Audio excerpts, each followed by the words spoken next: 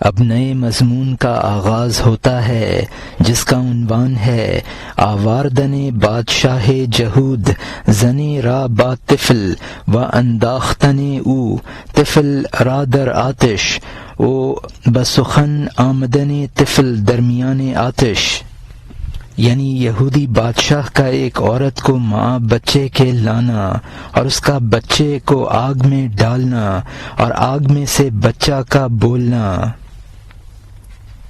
وہ یہودی ایک عورت کو ماں بچے کے لایا بت کے سامنے اور آگ شعلہ زن تھی، بولا اے عورت اس بت کے سامنے سجدہ کر ورنہ لا کلام تو آگ میں جلے گی۔ وہ عورت پاک دین والی اور مومنہ تھی، اس یقین والی عورت نے بت کو سجدہ نہ کیا، اس نے اس سے بچے کو چھینا اور آگ میں ڈال دیا۔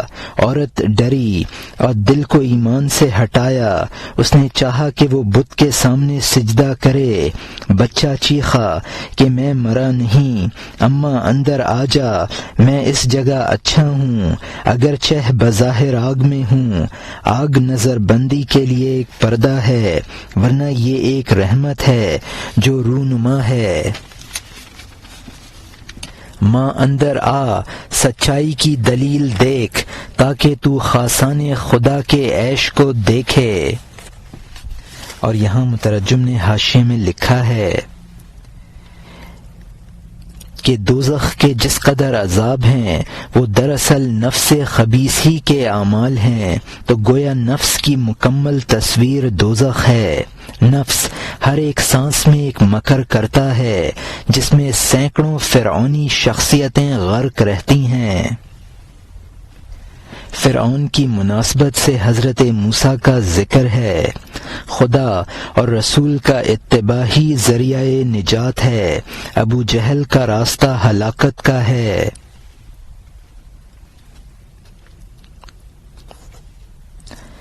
اور یہاں مترجم کا حاشیہ ختم ہوتا ہے۔ اندر آ اور آگ کی صورت کا پانی دیکھ، جس نے آگ میں گلاب اور چنبیلی کے پھول پائے۔ تجھ سے پیدا ہونے کے وقت مجھے موت نظر آ رہی تھی، تجھ میں سے نکل پڑنے کا مجھے بہت ڈر تھا۔ جب میں پیدا ہوا تنگ قید خانے سے چھوٹا، اچھے مقام اور اچھے رنگ کی دنیا میں آ گیا۔ اب میں اس دنیا کو رحم کی طرح سمجھتا ہوں۔ جب میں نے اس آگ میں یہ سکون دیکھا، میں نے اس آگ میں وہ دنیا دیکھی جس میں ایک ایک ذرہ عیسیٰ علیہ السلام کے دم کی طرح ہے۔ اور یہاں مترجم نے حاشیے میں لکھا ہے کہ طاعات بظاہر ناگوار ہیں لیکن ان کا نتیجہ بہت اچھا ہے، گناہ بظاہر میٹھا ہے، در حقیقت بہت تلخ ہے۔ رحم مادر کی زندگی پسند تھی، پیدا ہونے سے خوف لگتا تھا، پیدا ہونے کے بعد دنیا اچھی لگنے لگی۔ جیسا کہ پہلے رحم مادر کو اچھا سمجھتا تھا اور دنیا کو برا، لیکن پھر دنیا اچھی لگنے لگی، اسی طرح دنیا کو چھوڑ کر آگ میں آنے کو برا سمجھا، لیکن آگ میں آنے کے بعد دنیا بری لگنے لگی۔ آگ کو مہلک سمجھتا تھا، لیکن معلوم ہوا کہ اس کے ذرہ ذرہ میں دم مسیحائی ہے۔ اور یہاں حاشیہ ختم ہوتا ہے۔ اب ایک دنیا ہے بظاہر معدوم، دراصل موجود، اور وہ دنیا کی موجودہ شکل ناپائیدار ہے۔ ماں اندر آ، مادری حقوق کا واسطہ، دیکھیے آگ کی تاثیر نہیں رکھتی ہے۔ ماں اندر آ کہ خوش قسمتی آ گئی ہے، ماں اندر آ دولت کو ہاتھ سے نہ دے، تو نے اس کتے کی طاقت دیکھ لی، اندر آ تاکہ تو اللہ کی قدرت اور مہربانی دیکھ لے۔ میں محبت کی وجہ سے تیرا پیر کھول رہا ہوں، ورنہ خوشی کی وجہ سے مجھے تیری پرواہ نہیں ہے۔ اندر آ جا اور دوسروں کو بھی بلا لے، کیونکہ آگ میں شاہ نے دسترخوان بچھا دیا ہے۔ اے لوگو، سب کے سب پروانوں کی طرح اندر آ جاؤ اس آگ میں جس میں سینکڑوں بہاریں ہیں۔ اے مسلمانوں، سب اندر چلے آؤ، دین کے میٹھے پانی کے علاوہ سب عذاب ہے۔ اور یہاں مترجم نے حاشیے میں لکھا ہے کہ اقبال کا مطلب ہے سعادت، پائے تو کا مطلب ہے دنیا کے پنجے سے باہر نکال رہا ہوں، نہرب کا مطلب ہے، طرب کا مطلب ہے خوشی۔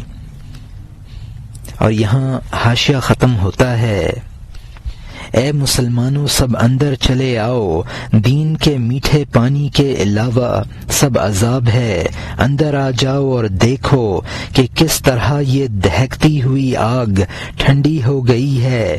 اے مست اور تباہ لوگ اندر آ جاؤ، اے مجسم عتاب اندر آ جاؤ، اس گہرے سمندر میں اندر آ جاؤ تاکہ روح صاف اور لطیف بن جائے۔ یہاں مترجم نے حاشیے میں لکھا ہے کہ عذب کا مطلب ہے شیریں پانی،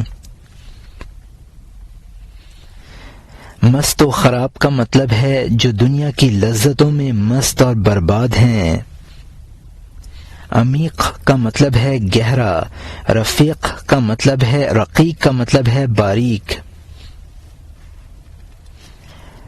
اور یہاں حاشیہ ختم ہوتا ہے، اس گہرے سمندر میں اندر آ جاؤ تاکہ روح صاف اور لطیف بن جائے۔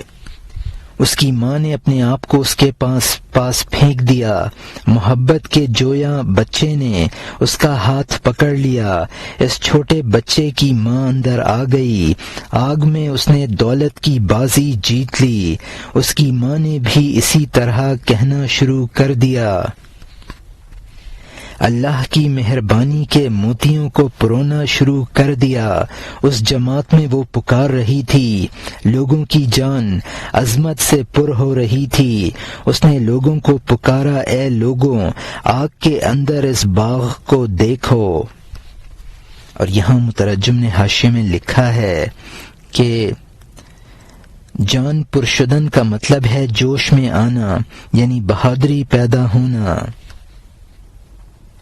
موقل وہ شخص جس کو کوئی کام سپرد کیا گیا ہو۔ اور یہاں حاشیہ ختم ہوتا ہے، اب نئے مضمون کا آغاز ہوتا ہے جس کا عنوان ہے انداختن مرد ماں خود را در آتش از سر ذوق، یعنی ذوق کی وجہ سے لوگوں کا اپنے آپ کو آگ میں ڈالنا۔ اس کے بعد بے خود ہو کر لوگ اپنے آپ کو مرد و عورت آگ میں ڈال رہے تھے، دوست کے عشق کی وجہ سے، کسی کے بلانے اور کشش کے بغیر، اس لیے کہ ہر تلخ کا شیریں کر دینا اس کی جانب سے ہے۔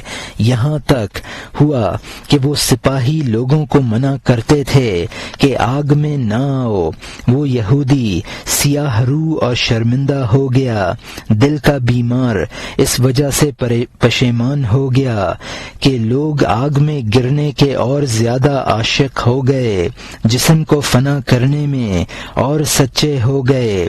شکر ہے شیطان کا مکر اسی کو چمٹ گیا، شکر ہے شیطان نے اپنے آپ کو بھی کالا منہ دیکھا۔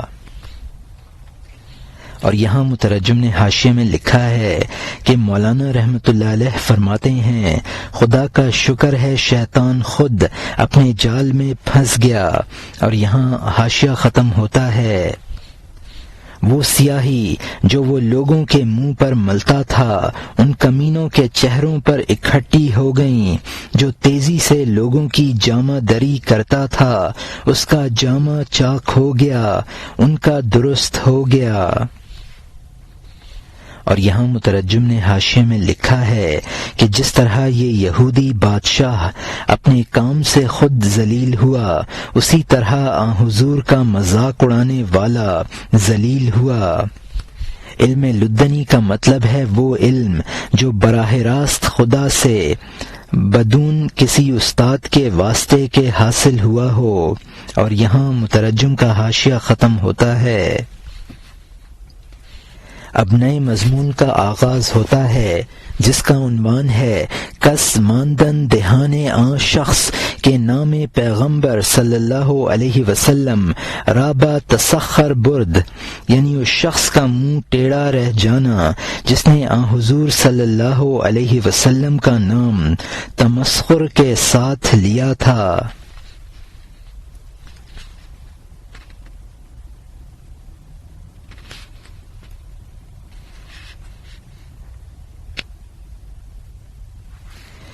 اس شخص کا منہ ٹیڑھا رہ جانا جس نے آن حضور کا نام تمسخر کے ساتھ لیا تھا،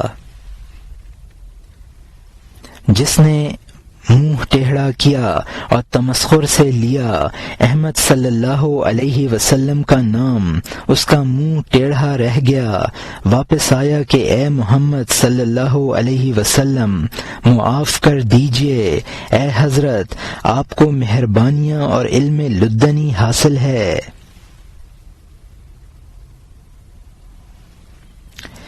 میں نے جہالت کی وجہ سے آپ کا مذاق اڑایا، حالانکہ تمسخر کے قابل اور مستحق تو میں تھا۔ جب خدا چاہتا ہے کہ کسی کی پردہ دری کرے، اس کا میلان پاک لوگوں پر طعنہ زنی میں کر دیتا ہے، اور اگر خدا چاہتا ہے کہ کسی کی عیب پوشی کرے تو عیب داروں کے عیب بھی نہیں بیان کرتا۔ جب خدا ہماری مدد کرنا چاہتا ہے تو ہمیں انکساری کی طرف مائل کر دیتا ہے۔ بڑی مبارک ہے وہ آنکھ جو اس کے لیے روتی ہے، اور وہ دل بہت مبارک ہے جو اس کے لیے جل بھن رہا ہے۔ ہر رونے کے بعد بالآخر ہنسی ہے۔ انجام پر نظر رکھنے والا مبارک انسان ہے۔ جہاں کہیں آب رواں ہو سبزہ ہوتا ہے، جہاں کہیں اشک رواں ہو رحمت ہوتی ہے۔ اور یہاں مترجم نے حاشیے میں لکھا ہے، یعنی اللہ کے خوف سے گریاں کا مطلب ہے بریاں، یعنی اللہ کی محبت میں ہر سختی کے بعد راحت ہوتی ہے۔ جو شخص انجام پر نظر رکھتا ہے وہ قابل مبارکباد ہے۔ اور یہاں حاشیہ ختم ہوتا ہے، جہاں کہیں آب رواں ہو سبزہ ہوتا ہے، جہاں کہیں اشک رواں ہو رحمت ہوتی ہے۔ رہٹ کی طرح نالاں اور گریاں رہ تاکہ تیری روح کے صحن سے سبزہ اگے۔ سید الکونین صلی اللہ علیہ وسلم نے رحم فرمایا، معاف کر دیا۔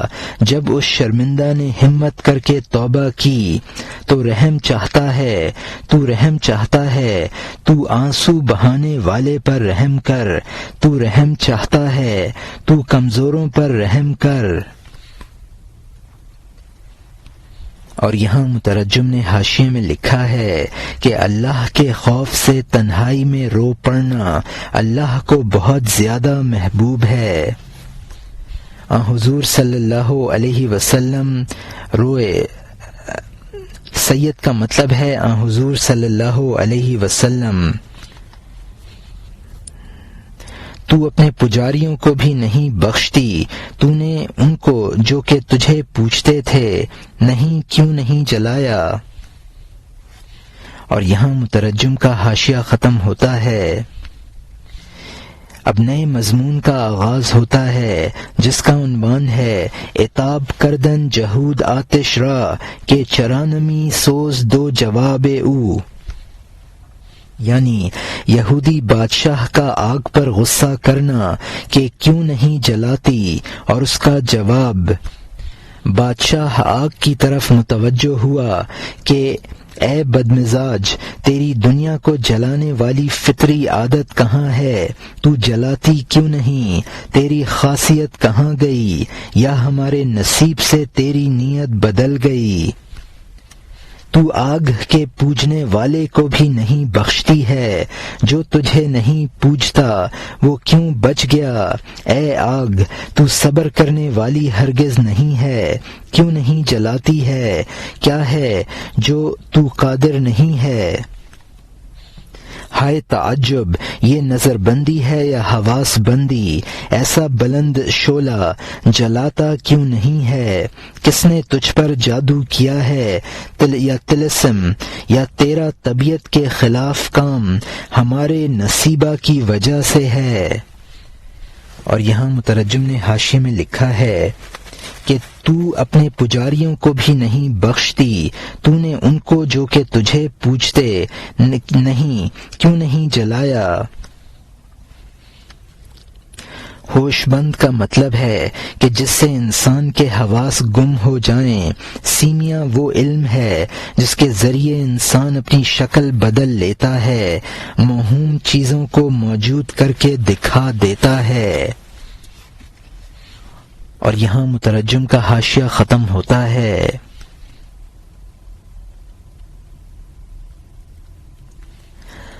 آگ نے کہا، میں وہی آگ ہوں، اندر آ جا تاکہ تو میری گرمی دیکھے۔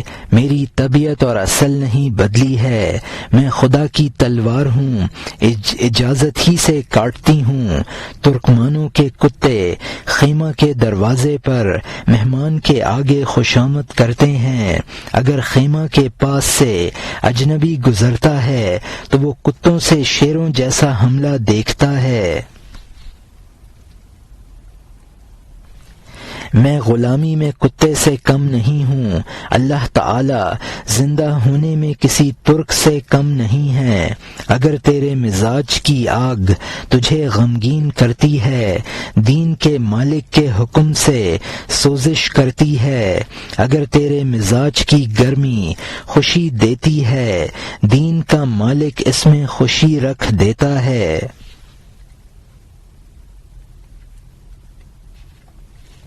اور یہاں مترجم نے حاشیے میں لکھا ہے کہ ترکوں کی ایک قوم ہے اور ڈاکو ہے۔ آتش تبت یعنی جس طرح ظاہری آگ خدا کے حکم کی پابند ہے، اسی طرح باطنی آگ بھی خدا کے حکم کی پابند ہے۔ اور یہاں مترجم کا حاشیہ ختم ہوتا ہے۔ جب تو غم دیکھے تو توبہ کر، غم خدا کے حکم سے کام کرتا ہے، جب وہ چاہتا ہے عین غم خوشی بن جاتا ہے۔ جب وہ چاہتا ہے عین غم خوشی بن جاتا ہے، خود بیڑی آزادی بن جاتی ہے۔ ہوا، مٹی، پانی اور آگ غلام ہیں، میرے اور تیرے اعتبار سے مردہ ہیں، لیکن اللہ کے نزدیک زندہ ہیں۔ آگ اللہ کے سامنے ہمیشہ کھڑی ہے، عاشق کی طرح بے جان، دن اور رات مسلسل۔ تو لوہے پر پتھر مارے گا، آگ نکلے گی، وہ بھی خدا کے حکم سے باہر نکلتی ہے۔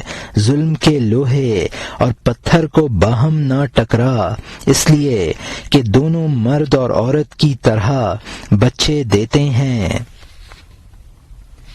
اور یہاں مترجم نے حاشیے میں لکھا ہے کہ استغفار کا مطلب ہے توبہ، غم کا سبب گناہ ہے۔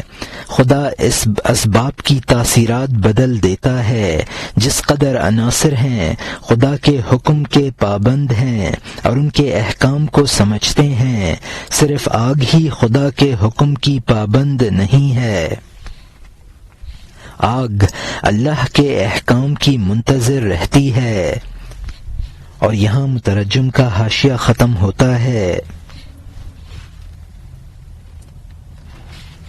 پتھر اور لوہا خود سبب ہیں، لیکن اے نیک مرد تو زیادہ اونچا دیکھ، اس لیے کہ سبب کو اس سبب نے پیدا کیا ہے۔ کوئی سبب بلا کسی سبب کے خود بخود کب ہوا ہے؟ اس سبب کو وہ سبب عمل کرنے والا بناتا ہے، پھر کبھی بے پر اور معطل بنا دیتا ہے۔ وہ اسباب جو انبیاء کے رہنما ہیں، وہ اسباب ان اسباب سے بالا تر ہیں، اس سبب سے ہماری عقل واقف ہے اور ان اسباب کو انبیاء جانتے ہیں۔ یہ سب کیا ہوتا ہے؟ عربی میں کہہ دے رسی، اس کنویں میں یہ رسی تدبیر سے آئی ہے۔ اور یہاں مترجم نے حاشیے میں لکھا ہے کہ حقیقتاً اللہ تعالی مسبب الاسباب ہے، یعنی اسباب میں تاثیرات وہی پیدا کرتا ہے۔ عوام کی نگاہ اسباب ظاہری پر رہتی ہے، انبیاء کی نظر مسبب الاسباب پر رہتی ہے۔ رسن کا مطلب ہے کہ ڈول کے کھینچنے کا سبب بظاہر رسی ہے، لیکن حقیقی سبب رسی کو کھینچنے والا ہے۔ اور یہاں حاشیہ ختم ہوتا ہے۔ کھیڑی کی گردش اس رسی کی علت ہے، کھیڑی گھمانے والے کو نہ دیکھنا غلطی ہے۔ دنیا میں ان اسباب کی رسیوں کو ہرگز اس گھومنے والے چرخ یعنی آسمان کی وجہ سے نہ جاننا، تاکہ تو خالی اور آسمان کی طرح سرگرداں نہ رہے اور بے عقلی کی وجہ سے مرخ کی طرح نہ جلے۔ اور یہاں مترجم نے حاشیے میں لکھا ہے کہ فلاسفہ آسمان کو مسبب الاسباب مانتے ہیں۔ مولانا نے فرمایا کہ اسباب بمنزلہ رسی کے ہیں اور آسمان بمنزلہ کھیڑی ہے، اور اصل سبب کھیڑی کو گھمانے والا اللہ تعالی ہے۔ فلاسفہ فلک الافلاک کی گردش کو سبب حقیقی قرار دیتے ہیں۔ اور یہاں حاشیہ ختم ہوتا ہے۔ ہوا اور آگ اللہ کے حکم سے وجود میں آتے ہیں، اللہ کی شراب سے دونوں مست ہیں۔ اے بیٹا، بردباری کا پانی اور غصہ کی آگ بھی تو اللہ کی جانب سے دیکھے گا اگر آنکھ کھولے گا۔ ہوا کی جان اگر آگ سے واقف نہ ہوتی، قوم عاد کے نیک و بد میں کب فرق کرتی۔ اور یہاں مترجم نے حاشیے میں لکھا ہے کہ ایک درخت ہے جس سے آگ نکالتے ہیں۔ عاد ایک قوم کا نام ہے جس میں حضرت ہود علیہ السلام کو پیغمبر بنا کر بھیجا گیا تھا۔ ان کی سرکشی اور نافرمانی کی وجہ سے ان پر ہوا کو مسلط کیا گیا، جس نے ان میں سے کافروں کو ہلاک کر دیا۔ یہاں حاشیہ ختم ہوتا ہے۔ اب نئے مضمون کا آغاز ہوتا ہے جس کا عنوان ہے قصہ ہلاک کردنے بعد قوم ہود علیہ السلام را، یعنی ہوا کا ہود علیہ السلام کی قوم کو ہلاک کرنے کا قصہ۔ مومنوں کے چاروں طرف حضرت ہود علیہ السلام نے خط کھینچ دیا۔ جب ہوا اس جگہ پہنچتی نرم پڑ جاتی۔ جو اس خط سے باہر تھا، سب کو ہوا اندر سے ٹکڑے ٹکڑے کر رہی تھی۔ اسی طرح حضرت شیبان چرواہے کھینچ دیتے تھے ریوڑ کے چاروں طرف نمایاں خط، جب نماز کے وقت جمعہ کو جاتے تاکہ اس جگہ بھیڑیا غارت گری نہ کرے۔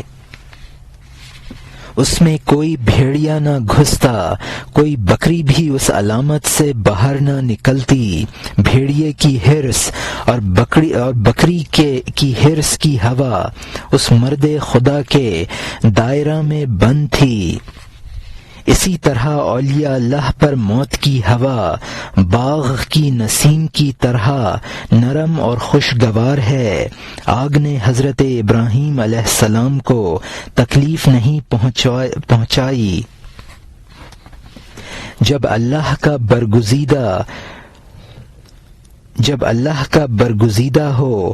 جبکہ اللہ کا برگزیدہ ہو وہ کس طرح گزند پہنچائے۔ دینداروں کو شہوت کی آگ نہیں جلاتی ہے، سرکشوں کو زمین کی تہ میں لے جاتی ہے۔ اور یہاں مترجم نے حاشیے میں لکھا ہے کہ شیبان ایک ولی کا نام ہے۔ نشاں کا مطلب ہے وہ خط جو شیبان نے کھینچا تھا۔ بات کا مطلب چونکہ گزشتہ اشعار میں ہوا کے تابع فرمان ہونے کا ذکر تھا، اس جگہ پر لفظ بادھی استعمال کیا گیا ہے، یعنی بھیڑیے کو دائرے میں داخل ہونے اور بکریوں کو دائرے سے نکلنے کی حرص تھی۔ اولیاء اللہ پر موت کے بہتر آثار طاری ہوتے ہیں۔ اور یہاں مترجم کا حاشیہ ختم ہوتا ہے۔ دینداروں کو شہوت کی آگ نہیں جلاتی ہے، سرکشوں کو زمین کی تہ میں لے جاتی ہے۔ دریا کی موج چونکہ خدا کے حکم سے اٹھی، موسیٰ والوں کو قبطی سے پہچان لیا۔ قارون کی زمین کو جب حکم پہنچا، اس کو دولت اور تخت کے ساتھ اپنی گہرائی میں کھینچ لیا۔ مٹی اور پانی نے جب حضرت عیسیٰ علیہ السلام کی پھونک کو چکھا، بال اور پر کھولے اور پرندہ بن گیا۔ جب تیرے منہ سے اللہ کی تعریف نکلتی ہے، صبح کا رب اس کو جنت کا پرندہ بنا دیتا ہے۔ یہاں مترجم نے حاشیے میں لکھا ہے کہ قعر کا مطلب ہے گہرائی، یہاں دوزخ مراد ہے۔ فرعون نے حضرت موسیٰ علیہ السلام کا تعاقب کیا تو دریائے نیل کی موجوں نے اس کو اور اس کی قوم قبطیوں کو غرق کر دیا۔ قارون حضرت موسیٰ کا چچیرا بھائی بہت مالدار تھا۔ حضرت موسیٰ علیہ السلام کو اس نے بہت ستایا تو معاں خزانوں کے زمین میں دھنسا دیا گیا۔ دم عیسیٰ یعنی حضرت عیسیٰ علیہ السلام نے چمگادڑ جیسی شکل کا ایک پرندہ گارے سے بنایا اور اس پر دم کیا تو وہ اڑنے لگا۔ اور یہاں حاشیہ ختم ہوتا ہے۔ تیرا سبحان اللہ کہنا جو بجائے پانی اور مٹی کے ہے، دل کی سچائی کی پھونک سے جنت کا پرندہ بنا۔ کوہ طور حضرت موسیٰ علیہ السلام کے نور سے رقص میں آ گیا، باکمال صوفی بن گیا اور نقص سے بری ہو گیا۔ اے عزیز، اگر پہاڑ صوفی ہو گیا تو کیا تعجب ہے، حضرت موسیٰ علیہ السلام کا جسم بھی تو مٹی کا ہی تھا۔ اور یہاں مترجم نے حاشیے میں لکھا ہے کہ تمہارا سبحان اللہ کہنا بمنزلہ گارے کے پرندہ کے ہے، اور صدق دل سے کہنا بمنزلہ دم عیسیٰ علیہ السلام کے ہے۔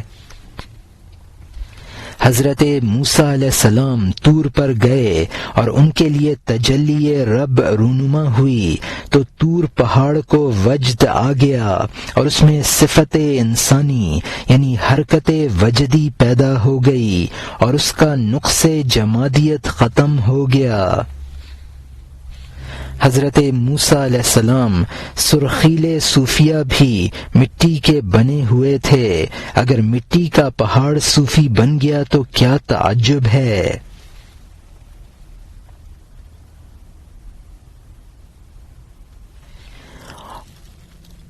اور یہاں مترجم کا حاشیہ ختم ہوتا ہے۔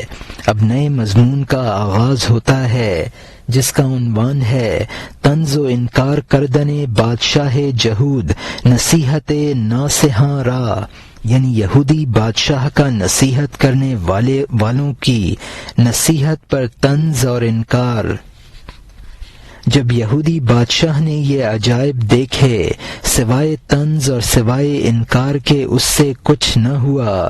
نصیحت کرنے والوں نے کہا حد سے نہ گزر، جھگڑے کی سواری کو اس قدر تیز نہ دوڑا، قتل کرنا چھوڑ دے، یہ برا کام نہ کر۔ اس کے بعد اپنی جان میں آگ نہ لگا۔ اس نے نصیحت کرنے والوں کے ہاتھ باندھے اور قید کر دیا، ظلم کو پیوند در پیوند کر دیا۔ جب کام یہاں تک پہنچا، آواز آئی اے کتے ٹھہر ہمارا قہر آ پہنچا ہے۔ اس کے بعد آگ 40 گز ابھری، گھیرا ڈالا اور ان یہودیوں کو جلا دیا۔ ان کی اصل شروع ہی سے آگ تھی، بالآخر اپنی اصل کی طرف چلے گئے۔ اور یہاں مترجم نے حاشیے میں لکھا ہے کہ چونکہ یہ ظلم جہنم میں جلنے کا سبب بنے گا، درے جانے خود کا مطلب ہے چونکہ یہ ظلم جہنم میں جلنے کا سبب بنے گا۔ اور یہاں حاشیہ ختم ہوتا ہے، وہ لوگ آگ ہی سے پیدا ہوئے تھے اور اجزاء کا کل کی طرف راستہ ہوتا ہے۔ وہ کمینے آگ سے پیدا ہوئے تھے، آگ اور دھوئیں کی باتیں کرتے تھے۔ وہ محض مومن سوز آگ تھے، آگ نے خود ان کو تنکے کی طرح جلا دیا۔ اور یہاں مترجم نے حاشیے میں لکھا ہے کہ یہ بھی شیاطین تھے اور شیطان آگ سے بنا ہے، جبکہ آگ سے بنے تھے آگ میں چلے گئے۔ اور یہاں حاشیہ ختم ہوتا ہے۔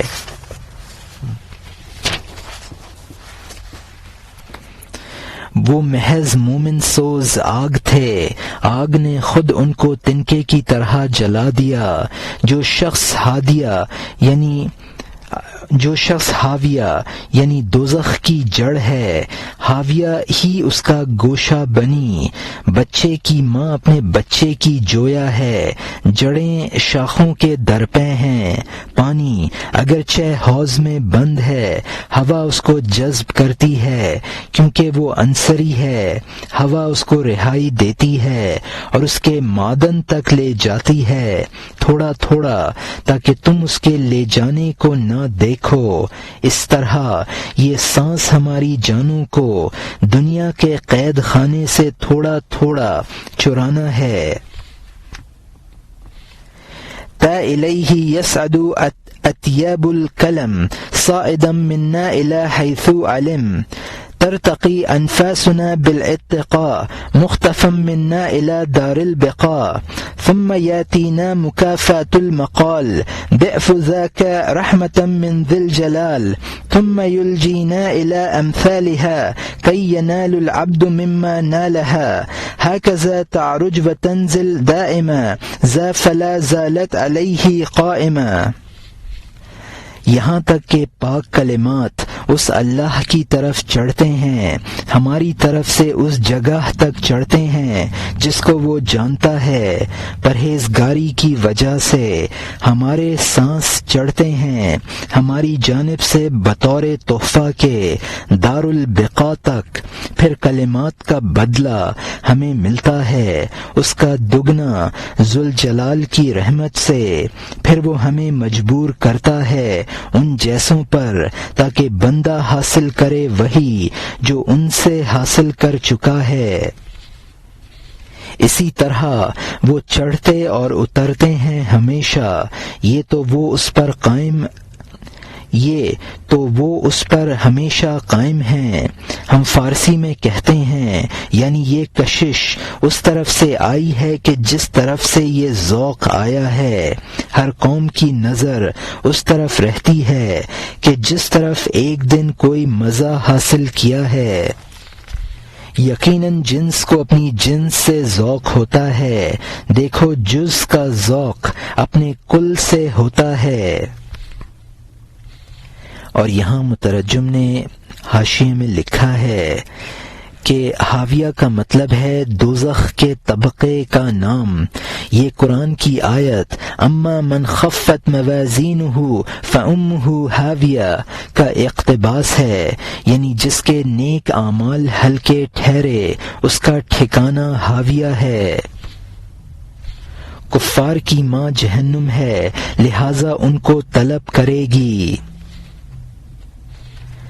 ارکان چاروں عنصروں کو کہا جاتا ہے، یعنی پانی بھی عنصر ہے اور ہوا بھی، لہذا ہوا پانی کو اپنی طرف کھینچ لیتی ہے۔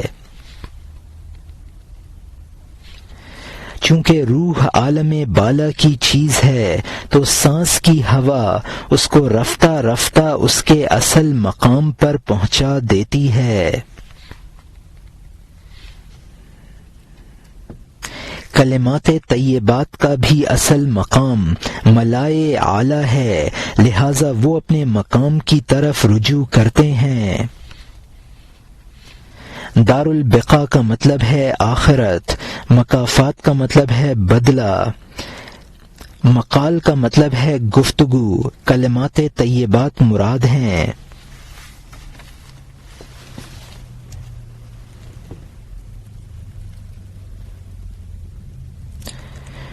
تنزلو کا مطلب ہے خدا کی رحمت اترتی ہے، علیہ کا مطلب ہے یعنی عروج و نزول۔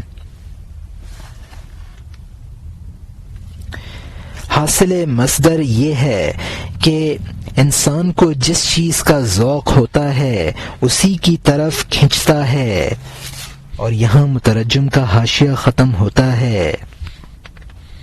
یقیناً جنس کو اپنی جنس سے ذوق ہوتا ہے، دیکھو جس کا ذوق اپنے کل سے ہوتا ہے، یا شاید وہ چیز جنس کو قبول کرنے والی ہے جب اس جنس سے ملے اسی جنس کی ہو جائے، جیسے پانی اور روٹی ہماری جنس کا نہ تھا، ہماری جنس بن گیا اور ہم میں اضافہ کر دیا۔ پانی اور روٹی جنسیت کی صورت نہیں رکھتے، لیکن انجام کے اعتبار سے ان کو جنس سمجھو، اور اگر غیر جنس سے ہمارا ذوق ہوگا وہ شاید ہماری جنس سے مناسبت رکھتا ہو۔ جو مشابہ ہے وہ عارضی ہوتا ہے، انجام کار عارضی چیز باقی نہیں رہتی۔ اور یہاں مترجم نے حاشیے میں لکھا ہے کہ دراصل تو ہر ایک کو اپنی جنس سے ذوق ہوتا ہے، اور کبھی اس چیز سے بھی ذوق ہوتا ہے جو فی الحال تو ہم جنس نہیں ہے لیکن بعد میں ہم جنس بن جاتی ہے، جیسے روٹی پانی، کہ وہ انسان کی جنس میں سے نہیں ہے لیکن انسانی بدن میں جا کر انسان کا جز بن جاتی ہے۔ اور یہاں حاشیہ ختم ہوتا ہے۔ جو مشابہ ہے وہ عارضی ہوتا ہے، انجام کار عارضی چیز باقی نہیں رہتی۔ پرندہ کو اگر سیٹی سے لطف آتا ہے جب وہ اپنی جنس کو نہیں پاتا بھاگ جاتا ہے، پیاسے کو اگر سراب سے ذوق آتا ہے جب اس میں پہنچتا ہے بھاگتا ہے، پانی کی جستجو کرتا ہے۔ مفلس اگر کھوٹے سونے سے خوش ہوتے ہیں لیکن وہ ٹکسال میں جا کر بے قدر ہو جاتا ہے۔ خبردار کوئی ملما ساز تجھے راستہ سے نہ بھٹکا دے، خبردار کج خیالی تجھے کنویں میں نہ گرا دے۔ اس قصے کو کلیلہ و منہ میں تلاش کر، اور اس قصہ میں اپنا حصہ طلب کر۔ تو نے کلیلہ میں پڑھا ہوگا لیکن وہ چھلکا اور افسانہ تھا نہ کہ جان کا مغز۔ اور یہاں مترجم نے حاشیے میں لکھا ہے کہ کبھی ذوق اس وجہ سے ہوتا ہے کہ وہ چیز حقیقتاً ہم جنس تو نہیں ہے لیکن ہم جنس سے مشابہت رکھتی ہے، لیکن یہ ذوق بہت عارضی ہے۔ مرخ کا مطلب ہے پرندہ، شکاری کی سیٹی کی طرف اس وجہ سے کھنچتا ہے کہ وہ اس کے ہم جنس پرندہ کی آواز سے مشابہت رکھتی ہے، لیکن فوراً ہی حقیقت کھلنے پر بھاگتا ہے۔ سراب وہ چمکدار ہوا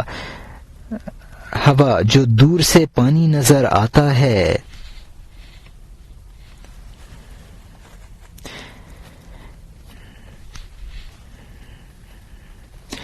کلیلہ دمنہ مشہور کتاب ہے۔ کلیلہ اور دمنہ دو فرضی گیدڑوں کے نام ہیں جن کی زبانی بہت نصیحت آمیز قصے کہانیاں نقل کی گئی ہیں۔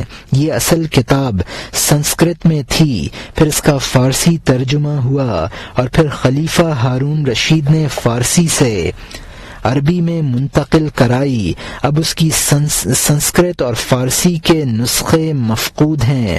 عربی نسخے سے یہ کتاب دنیا کی مشہور زبانوں میں منتقل ہوئی۔ اور یہاں مترجم کا حاشیہ ختم ہوتا ہے۔ اب نئے مضمون کا آغاز ہوتا ہے جس کا عنوان ہے قصہ نخچیراں و بیان توکل و ترک جہد کردن، یعنی شکار کے جانوروں کا قصہ اور توکل اور کوشش ترک کر دینے کا بیان۔ شکار کے جانوروں کو ایک ٹکڑی عمدہ وادی میں ان کے شیر کے ساتھ مستقل کشمکش رہتی تھی۔ چونکہ وہ شیر گھات سے اٹھا لے جاتا تھا، وہ چراگاہ سب کے لیے ناگوار ہو گئی تھی۔ انہوں نے تدبیر کی، وہ شیر کے پاس آئے کہ تجھے ہم نے پیٹ بھر کر خوراک دینا منظور کیا ہے، راتب کے علاوہ کسی شکار کے پیچھے نہ آ تاکہ یہ گھاس ہمارے لیے کڑوی نہ بنے۔ اور یہاں مترجم نے حاشیے میں لکھا ہے کہ طائفہ کا مطلب ہے جماعت اور گروہ، وادی خشک کا مطلب ہے سرسبز میدان، نخچیر کا مطلب ہے شکار کرنا، شکارگاہ کا مطلب ہے شکار کیا ہوا جانور، وہ جانور جس کا شکار کھیلا جاتا ہے۔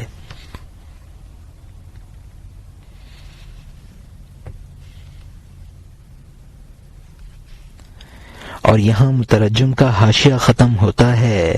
اب نئے مضمون کا آغاز ہوتا ہے جس کا عنوان ہے جواب شیر نخچیراں را و بیان خاصیت جہد، شیر کا شکار کو جواب دینا اور کوشش کی خاصیت کا بیان۔ اس نے کہا، ہاں اگر میں وفاداری دیکھوں نہ مکاری، زید و بکر کے میں نے بہت مکر دیکھے ہیں، میں لوگوں کے قول اور فعل سے تباہ ہوں، میں سانپ اور بچھو کا غم خوردہ ہوں، میرے اندر سے نفس ہر وقت گھات میں ہے، مکر اور کینہ میں سب انسانوں سے بدتر ہے، میرے کان نے لا یلدغ المؤمن سنا ہے، پیغمبر صلی اللہ علیہ وسلم کے قول کو جان و دل سے اختیار کر لیا ہے۔ اور یہاں مترجم نے حاشیے میں لکھا ہے کہ یہاں سے مولانا نے نفس امارہ کے مکر کا ذکر شروع کیا ہے۔ لا یلدغ المؤمن، حدیث ہے لا یلدغ المؤمن من حجر واحد مرتین، مومن ایک سوراخ سے 2 مرتبہ نہیں ڈسا جا سکتا۔ اور یہاں مترجم کا حاشیہ ختم ہوتا ہے۔ اب نئے مضمون کا آغاز ہوتا ہے جس کا عنوان ہے باز ترجیح نہادن نخچیران توکل را بر جہد و اکتساب، یعنی شکاروں کا کوشش اور کمانے پر توکل کو پھر ترجیح دینا۔ اور یہاں مترجم نے حاشیے میں لکھا ہے کہ تدبیر اور دیگر اسباب کو گوہر حقیقی سمجھتے ہیں وہ زندیق سمجھے جاتے ہیں۔ اور یہاں مترجم کا حاشیہ ختم ہوتا ہے۔ سب نے کہا، اے باخبر سردار، احتیاط کو چھوڑ، وہ تقدیر سے بے نیازی نہیں کرتی ہے۔ بچاؤ میں شور و شر کا برانگیختہ ہونا ہے، جا توکل کر، توکل بہتر ہے۔ اے تند و تیز، خدائی فیصلہ کا مقابلہ نہ کر تاکہ خدائی فیصلہ تجھ سے برسرے پیکار نہ ہو۔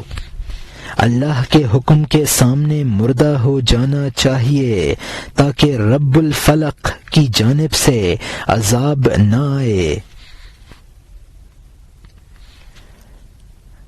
اور یہاں مترجم نے حاشیے میں لکھا ہے کہ مردہ بودن کا مطلب ہے یعنی سر تسلیم خم کرنا. رب الفلق کا مطلب ہے کہ صبح کی سفیدی پیدا کرنے والا. سبب کا مطلب ہے اسباب کو اختیار کرنا. حضور صلی اللہ علیہ وسلم کی سنت ہے. حضور صلی اللہ علیہ وسلم نے فرمایا ہے اے عقل و توکل، اے عقل و توکل، اونٹ کی رسی باندھ اور خدا پر بھروسہ کر، یعنی حفاظت کے جو اسباب ہیں وہ بھی اختیار کر. اور یہاں مترجم کا حاشیہ ختم ہوتا ہے. اب نئے مضمون کا آغاز ہوتا ہے جس کا عنوان ہے باز ترجیح نہادن شیر جہد رابر توکل و تسلیم، یعنی شیر کا پھر کوشش کو توکل اور تسلیم پر ترجیح دینا. اس نے کہا بے شک اگرچہ توکل رہنما ہے، یہ سبب اختیار کرنا بھی پیغمبر کی سنت ہے. پیغمبر نے بلند آواز سے کہا ہے توکل کے ساتھ اونٹ کے گھٹنے باندھ دو. القاسب حبیب اللہ کا نکتہ سنو، توکل کی وجہ سے سبب کے معاملے میں سست نہ بنو. توکل میں کمائی اور کوشش زیادہ بہتر ہے تاکہ تو اللہ کا محبوب بن جائے، اور یہ بہتر ہے اے چچا جا معا کوشش کے توکل کر، کوشش کر، کمائی کر، سر بسر کوشش کر، تندہی کر تاکہ نجات پائے. اگر تو اس کوشش سے باز رہا تو بے وقوف ہے. اور یہاں مترجم نے حاشیے میں لکھا ہے کہ الکاسب حبیب اللہ یعنی کسب کرنے والا اللہ کا محبوب ہے. یہ مشہور مقولہ ہے. انسان کو اسباب اختیار کرنے میں سستی نہ کرنی چاہیے. انسان کا محنت کرنا اور اسباب دنیاوی اختیار کرنا توکل کے خلاف نہیں ہے.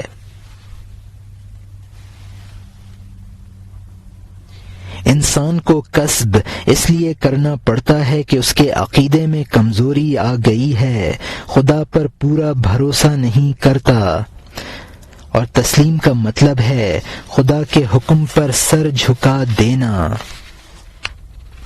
اب نئے مضمون کا آغاز ہوتا ہے جس کا عنوان ہے باز ترجیح نخچیراں توکل را از جہد و کسب، یعنی پھر شکاروں کا توکل کو کوشش اور کمائی پر ترجیح دینا. قوم نے اس سے کہا کہ کوشش لوگوں کی کمزوری کی وجہ سے ہے اور اس کو بقدر حلق فریب کا لقمہ سمجھ، پس جان لے کہ کوشش ضعف کی وجہ سے پیدا ہوئی. توکل میں غیر پر بھروسہ غلط ہے. کوئی کوشش توکل سے بہتر نہیں ہے. رضا و تسلیم سے زیادہ محبوب کیا چیز ہے. بہت لوگ ایک مصیبت سے دوسری مصیبت کی طرف بھاگتے ہیں. بہت لوگ سانپ سے اژدہے کی طرف کودتے ہیں. انسان نے تدبیر کی اور اس کی تدبیر جال تھی. جس کو جان سمجھا وہ خون پینے والی تھی. اس نے دروازہ بند کر لیا اور دشمن گھر ہی میں تھا.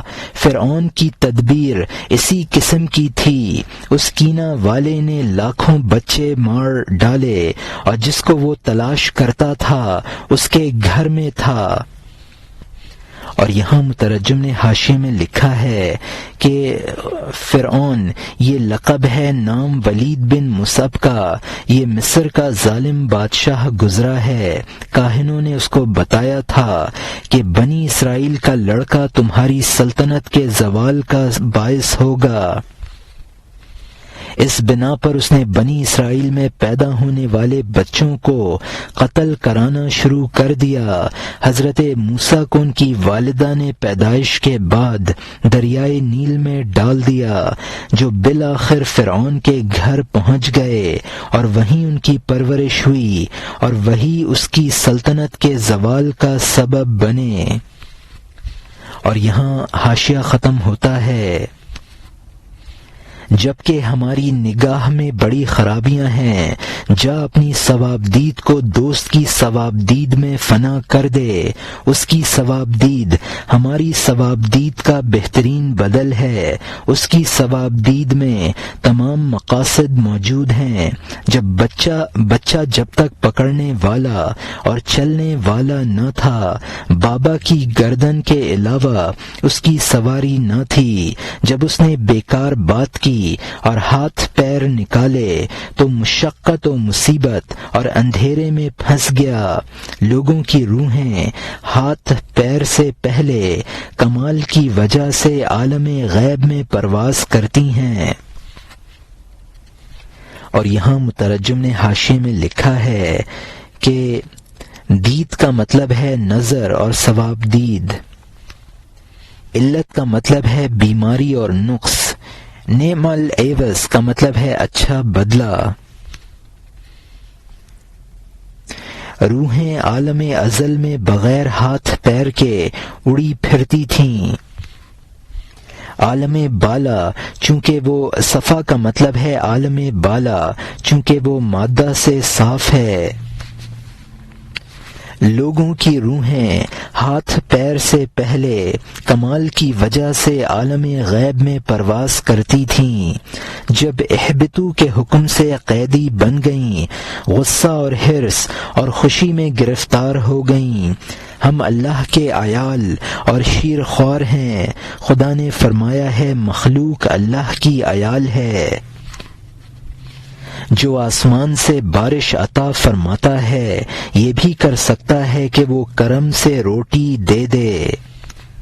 اور یہاں مترجم نے حاشیے میں لکھا ہے کہ اہبتو کا مطلب ہے نیچے اترو۔ حضرت آدم و حوا علیہ السلام اور شیطان کو گندم خوری کے بعد حکم ہوا تھا کہ سرزمین پر اترو۔ عیال کا مطلب ہے بال بچے، کنبا، جو لوگ کسی کی سرپرستی میں ہوں۔